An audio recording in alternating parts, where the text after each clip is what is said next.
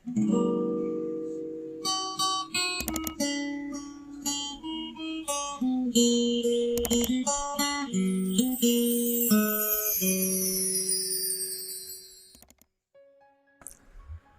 Everyone, आज का message तो इतना ज़्यादा पावरफुल है कि मैं रोक ही नहीं पाई अपने आप को तुरंत रिकॉर्ड करने से। एंड ये एक इतनी सुंदर ट्रिक है जो हम सब जानते हैं, बट हमें पता ही नहीं है कि हम जानते हैं। हम अनजाने में रोज़ रोज़ यूज़ किए जा रहे हैं इसको गलत तरीके से। तो चलो अपना तरीका सुधारते हैं और इस अमेजिंग ट्रिक को सीखते हैं। The trick is to go into the future and to create what you want. अब आप बोलोगे अब तक तो प्रेजेंट में क्रिएट करना था, अभी मुझे सोचना था कि मुझे क्या चाहिए। फ्यूचर में जाकर हम कैसे कुछ कर सकते हैं। मान लो कि मैं 3-4 दिनों बाद ना बिरयानी बनाने वाली हूँ, तो मैं ऐसे अपने फ्यूचर में घूम रही हूँ और मुझे दिखा कि मैं बिरयानी बनाने वाली हूँ, लोग उसे खा रहे हैं और फिर बोले कि छी इसमें नमक ही नहीं है। तो मैंने अपने फ्यूचर की एक एक्ट को देखा जो मुझे पसंद नहीं आया। अब सोचो कि मेरे पास उसको रिपेयर करने का भी ऑप्शन हो तो मैं जाके फटाक से, मतलब मैं यहाँ पे जो आपसे बात करी प्रेजेंट में, मैं ही वहाँ पे 3 दिन बाद वहाँ पर गई हूँ फ्यूचर में और वहाँ जाकर उस बिरयानी में नमक मिला देती हूँ और सब कुछ सिचुएशन ठीक हो जाती है। सब तारीफ़ करने लगते हैं, जैसा मुझे चाहिए वैसा सब होता है। और फिर ये सब देखकर मैं वापस अपने प्रेजेंट में आ जाती हूँ। अब जब रियल में जब 3 दिन बाद वो टाइम आएगा तो नमक कम वगैरह ऐसी कोई प्रॉब्लम नहीं होगी, क्योंकि मैंने तो सब ठीक कर दिया था।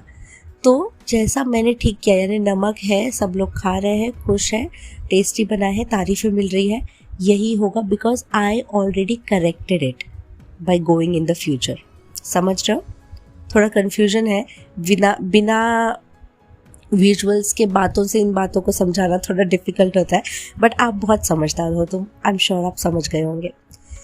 तो ये तो हुई बिरयानी की बात। मैं ये सेम चीज़ अपने इंटरव्यू में कर सकती हूँ, मैं सेम चीज़ अपने लाइफ के किसी भी छोटे बड़े इवेंट में कर सकती हूँ।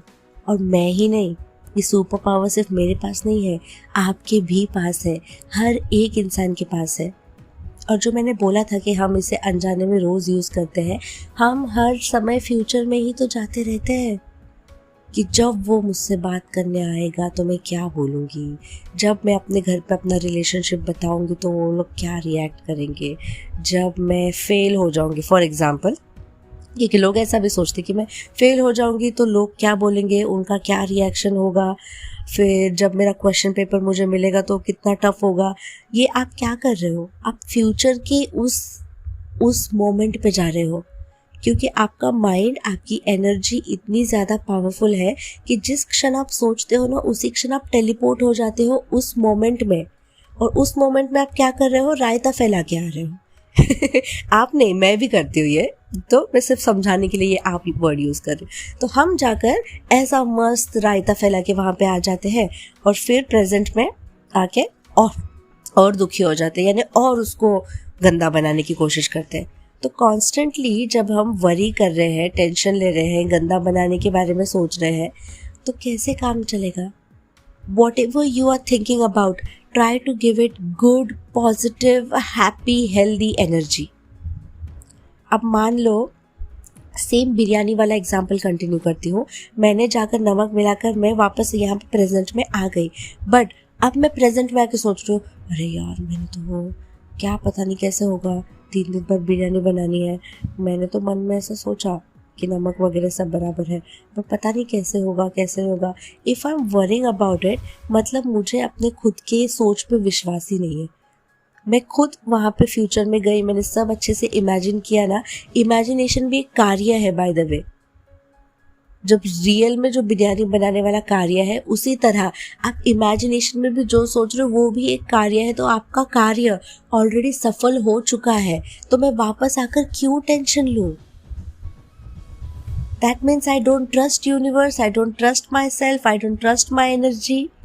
और यही सेम चीज़ हम लोग बाकी लाइफ के मुद्दों में भी करते हैं। जैसे आँख बंद कर ली, विजुअलाइज कर लिया, फिर आँख खोलते ही फिर टेंशन। सो अगर बड़ी बड़ी चीज़ें मैनिफेस्ट करना मुश्किल जा रहा है तो छोटे छोटे सिचुएशंस से चालू करते हैं और खुद को माहिर बनाते हैं इस चीज़ में. I absolutely loved this example. शायद मुझे और भी कुछ बोलना था. जब तक वो याद आ जाए मैं आपको और एक चीज़ बताती हूँ. ये बहुत पहले मैंने शेयर किया था अपने चैनल पे कि एक फुटबॉल टीम थी जिसको मैदान में प्रैक्टिस करवाया गया था 1 महीना, और एक टीम थी जिसको सिर्फ मेंटल प्रैक्टिस करवाई गई थी. यानी मेंटली रोज़ रोज़ उस मैच वाले दिन में फ्यूचर में वो जाते थे, बढ़िया उम्दा खेलते थे और फिर प्रेजेंट में वापस आते थे. उनका प्रैक्टिस सेशन एक बंद कमरे में होता था, अपने दिमाग में फुटबॉल खेलते थे. और जिस दिन मैच थी ना, वैसा ही परफॉर्म किया उस बंदे के हर एक टीम ने. वाह, उस टीम के हर एक बंदे ने जैसा उन्होंने सोचा था, और वो टीम जीत गई. This is the power of your mind. हाँ, मुझे याद आ गया मुझे क्या बोलना था. मैं कल ही अपने एक फ्रेंड से बात कर रही थी कि मुझे एक्चुअली में ना गलत चीज़ों पे या इनजस्टिस पे कुछ भी ऐसा हो तो मुझे गुस्सा बहुत आता है. स्पेशली मेरे मम्मी को अगर कोई कुछ बोल दे तो मैं तो किसी से झगड़ा नहीं करती कभी, पर मेरे मम्मी से अगर कोई आ रहा है सामने से बोलने के लिए तो मैं छोड़ूंगी नहीं, फिर चाहे वो कुछ भी हो. सब पॉजिटिविटी वगैरह सब मैं उस क्षण भूल जाती हूँ. और इतना ज़्यादा गुस्सा आता है मुझे उस समय पे कि मेरे हाथ लिटरली कांपने लगते हैं गुस्से से. लोगों को लगेगा कि ये डर से कांप रहे, बट नहीं, दैट इज़ गुस्सा. मेरे नीज़ वीक हो जाते हैं, मेरे हाथ कांपने लगते हैं और मेरे कानों से गर्म धुआं निकलता है. मतलब भाप मुझे फील होती है. तो मैं ये बताते बताते अपने फ्रेंड को ये सोच रही थी कि एक इमोशन का अपने बॉडी पे इतना ज़्यादा फिजिकली रिएक्शन. खुशी में भी देखो हम जंप करने लगते हैं,